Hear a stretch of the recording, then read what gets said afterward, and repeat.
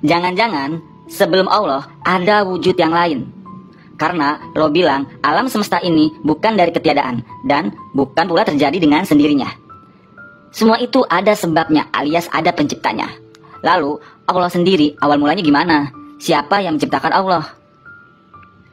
Gini, gua udah terangin tentang analogi angka satu. Satu tidak tercipta dari angka manapun. Ketika lo pengen lihat Tuhan, gua analogikan tentang angin. Angin ada tapi tak terlihat.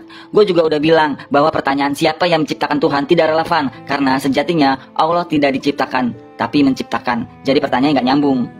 Harusnya dari segala jawaban gua itu udah masuk ke logika lu.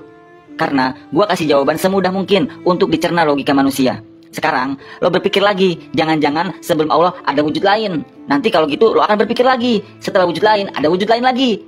Jadi gak ada habisnya. Perhatikan ini, pikirkanlah kekuasaan-kekuasaan Allah dan janganlah kau pikirkan zatnya. Sesungguhnya kamu tak akan mampu memikirkan hakikatnya. Hadis riwayat Ibnu Hibban. Dalam Al-Quran Allah berfirman, bahwasanya kepada Tuhanmu lah kesudahan segala sesuatu. Quran surat An-Najm ayat 42. Jadi stop di Allah, jangan berpikir kemana-mana lagi. Bisa-bisa akal lo terguncang. Karena Rasulullah SAW bersabda, tidak boleh memikirkan tentang Tuhan. Al-Bagawi bilang, setan datang kepada seseorang di antara kalian, lalu mengatakan, membisikkan kepadanya, siapakah yang menciptakan ini dan siapakah yang menciptakan ini? Hingga akhirnya setan mengatakan, siapakah yang menciptakan Tuhanmu? Apabila sampai kepada seseorang di antara kalian hal tersebut, hendaklah ia memohon perlindungan kepada Allah dan menghentikannya.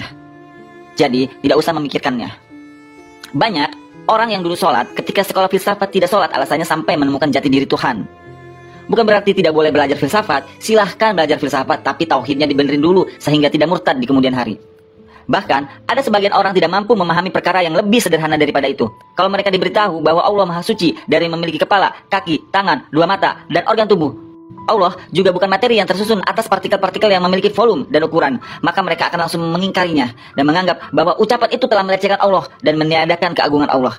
Bahkan ada orang awam tak waras mengatakan, yang kamu katakan itu adalah ciri-ciri semangka India, bukan sifat-sifat Tuhan. Sebab menurut si awam ini, keagungan itu diukur dari organ tubuh.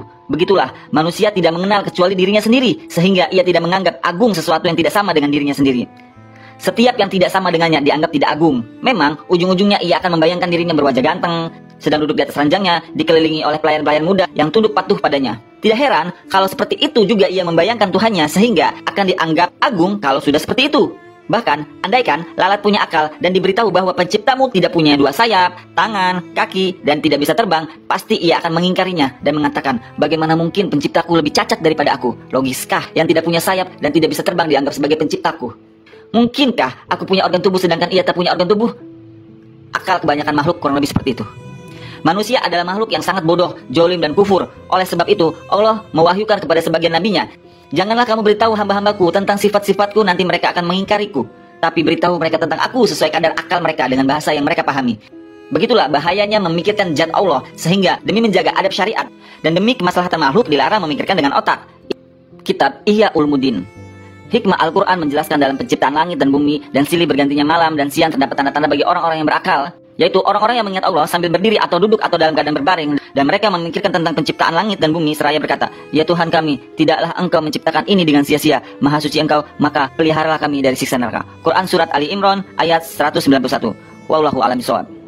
Satu lagi, ingat, akal manusia terbatas, jadi jangan memaksakan, bisa gila kamu.